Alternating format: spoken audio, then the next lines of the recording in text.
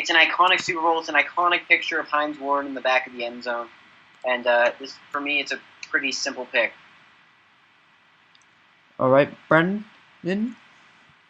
I'm going to say that the Super Bowl between the Steelers and the Cardinals over the 2013 Stanley Cup Finals. I was not happy after that Stanley Cup Final game, especially in the final seconds where the Blackhawks scored.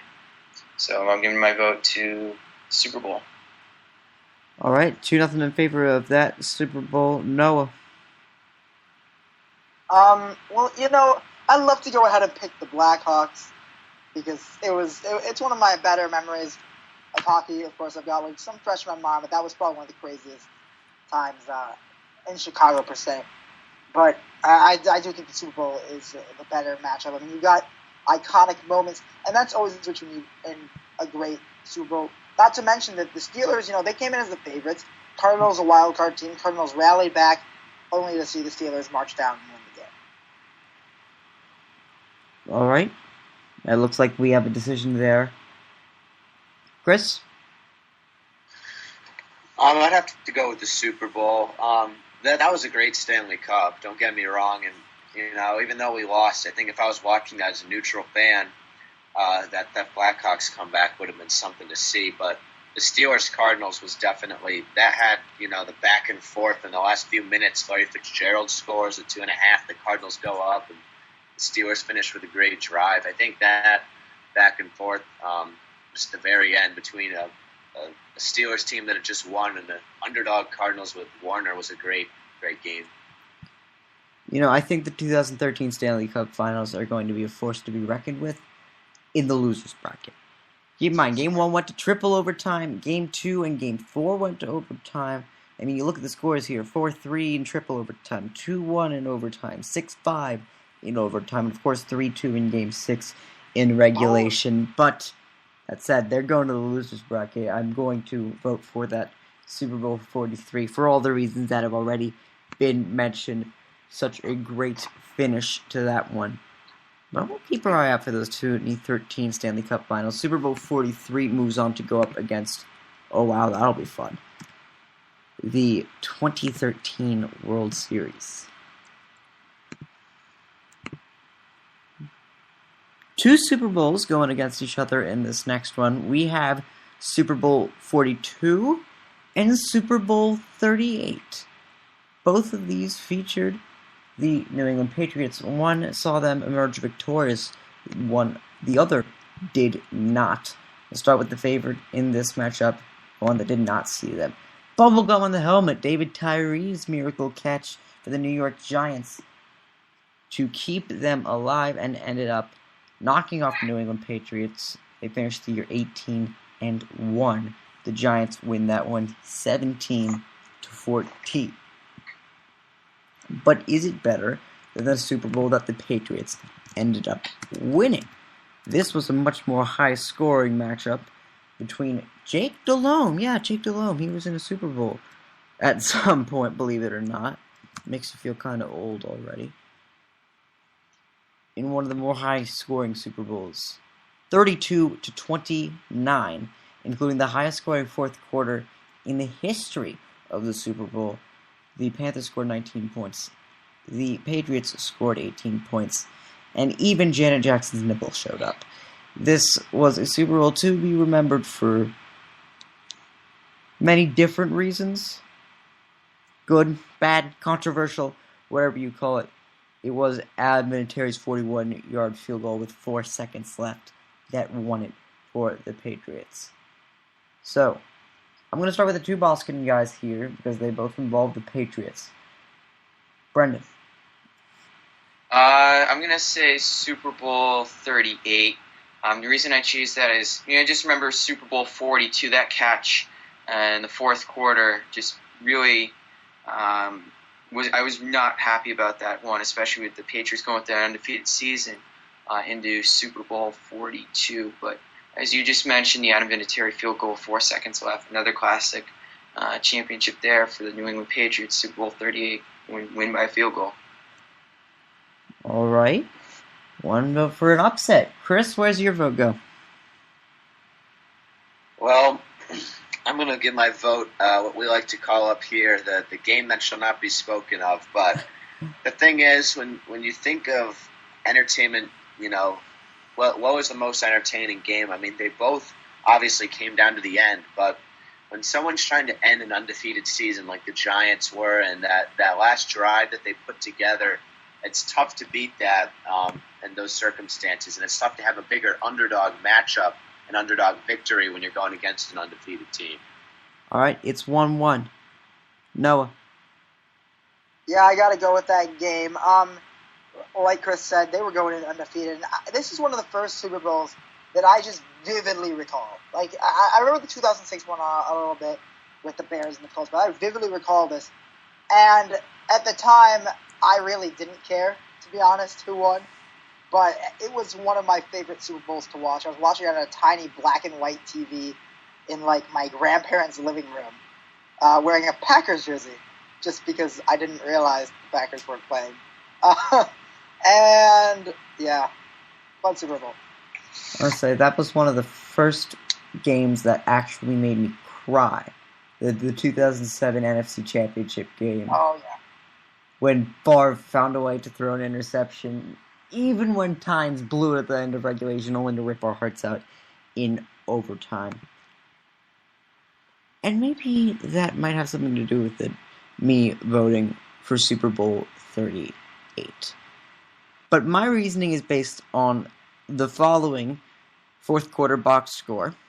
We'll start with 6:53 to go. A 85-yard touchdown pass from Jake Delhomme to Musa Muhammad. The 2-point conversion failed. That put Carolina up 22-21. That's 3 plays, 90 yards in under a minute. New England answered with a 1-yard touchdown pass from Tom Brady to Mike Vrabel, and the 2-point conversion was successful. That was with 2:51 to go. It's 29-22 Patriots. And yet, 7 plays, 80 yards, in a minute 43, no problem for Jake Delhomme, who found Ricky Prohl on a 12-yard touchdown pass. The kick was good from John Cassay. We're tied at 29. And again, that's with 1:08 to go. And Tom Brady leads the Patriots down the field. 6 plays, 37 yards, a minute and 4. Adam Vinatieri with a 41-yard field goal with 4 seconds to go. New England 32, Carolina 29. I'm out of breath just reading that fourth quarter box score. In terms of entertainment, I gotta say this was constant. This was a more constantly fun game in Super Bowl 42. So for the first time, it comes down to a fifth and final vote. Carl, who moves on? Will we have an upset, or does the 5 seed advance? I don't even know how this is even close, personally. You're talking about one of the most iconic plays in NFL history and one of the most iconic games in history, and you're telling me that Jake Delhomme should somehow beat it. That's absolutely ludicrous, and this is an easy pick for me. Patriots, Giants, moves on. Next, please.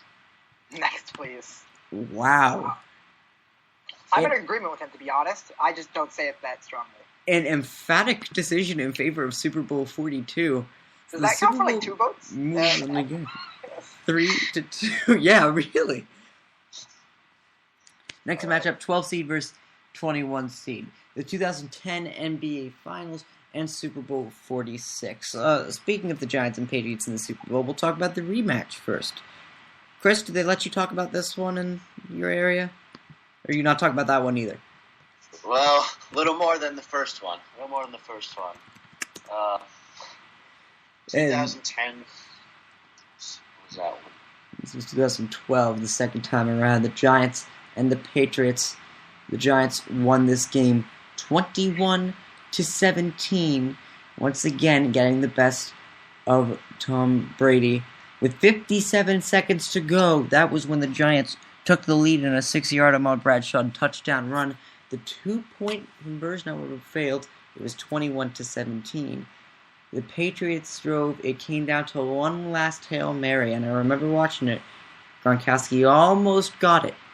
But no, on the Hail Mary, it would not go. The Giants ended up winning that game and another Super Bowl. Is that better, however, than the 2010 NBA Finals? The 2010 NBA Finals, just from that year, you kind of think this is a good Lakers-Celtics era, and this was probably its peak, a 7-game series in which Phil Jackson's Lakers outlasted Doc Rivers' Boston Celtics. That game 7 was won by the Lakers 83-79. Finally, we get some Los Angeles love for me. I'm going to start this one off. I remember this 7-game series well, and this was a fun time to be a Laker fan. You had quite a few close games as well. Game 3 was decided by 7 points. Game 4 was decided by 7 points. Game 5 was decided by 6 points. And that Game 7 went down to just 4 points. And these were two great teams going at it. This is probably one of my hardest decisions to make. And I hate to go with football again. But for the Giants to do this again, and to score with under a minute to go, and for that Hail Mary to come that close, is remarkable to me. And so, again, I'm going to go with the upset here, and this time I am going to go with the Giants-Patriots matchup. I'm going to go Super Bowl 46 here. Carl. I'm actually going to disagree with you and move the other way. I think that the Lakers-Celtics, that was a fantastic series. This was back during the worst playoff format possible, the 2-3-2 for home games, which I will continue to see that again. The Lakers had to come home as the home team down 3-2. They held the Celtics to 67 points in Game 6, which is fantastic. It's so impressive. And then you've got, it was a thrilling Game 7. It was the first Game 7 in quite a while. We had a lot of NBA Finals that have been not close at all. And so I think that this was a fantastic NBA Finals in a period of kind of like down NBA Finals before we got some of the later ones during the Heat era. And I think this is a fantastic series, and I think it absolutely deserves to move on.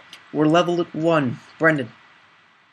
I would say that Super Bowl was good, especially that pass at the last second, unfortunately only to be broken up.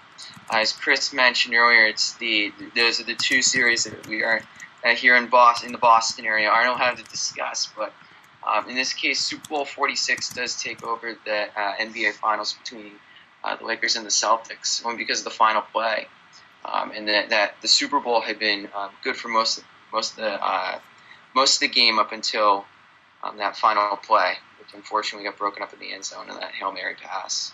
No, I know you're a big fan of one of these. Which one? Here's where I disagree with you about the Giants scoring in the last second, because they weren't supposed to score. You realize that that's when Bradshaw went backwards into the end zone. He was supposed to go down on the 1-yard line and kick a field goal. That was supposed to run the clock down. It's not a great last-second play. The reason the Patriots were in that game is because of a stupid play from a running back who flamed out. And I think, honestly, a good Super Bowl, but they did it once. It wasn't as good of as a matchup. The Patriots weren't as good of a team. And I think, on the other hand, you have the Lakers who are getting revenge on the Celtics. This is revenge now after losing the year before. This is Kobe picking up another NBA title in what was a great series. And anything that Ron Artest wins deserves to get the points.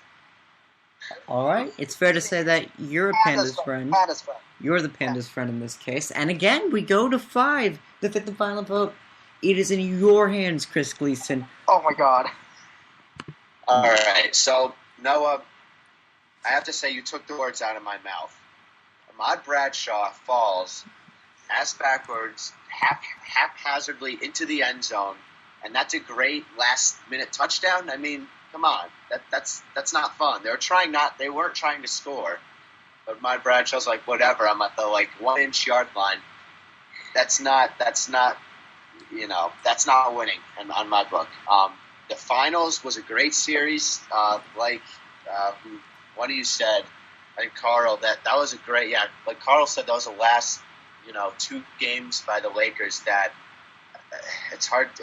it would have been hard for anyone to beat them. And you really had a microcosm in that 2-year period of the Lakers-Celtics rivalry. The Celtics beat them, and the Lakers come back later on and struggle, but finally beat the Celtics. So that finals wins, in my opinion.